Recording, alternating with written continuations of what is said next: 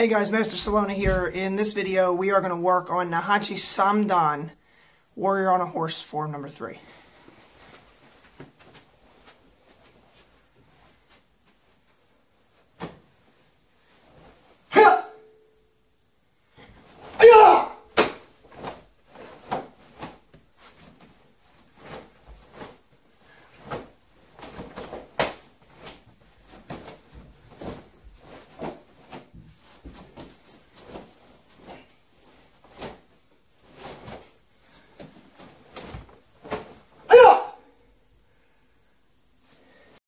Okay, so in Naihanchi Sam Dan, the opening move is pretty tricky, and there's a key up that goes through the first part into the second part, which I think is pretty cool.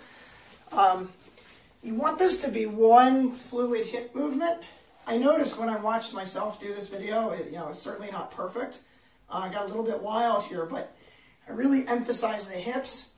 So when you make this move, you don't want to stop your hips until you're done both hand movements. It's not one, stop, two, it's one motion.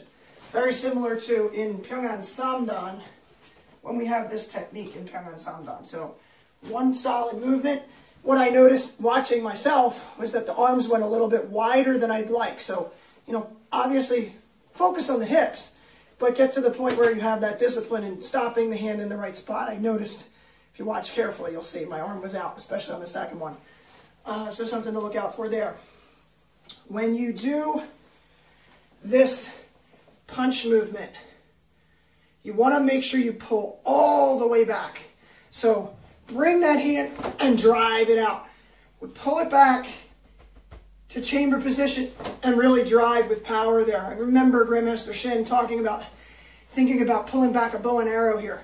So really drive that back and then drive the punch in. Hand is here. And then lastly, when we do this sequence, just watch. You don't want your arm to circle backwards. The way I learned this was a back fist and then a hammer fist. Some people do a ridge hand. I'm not going to comment on that right now. But the point is, it does not make sense to have the arm circle back this way and come around.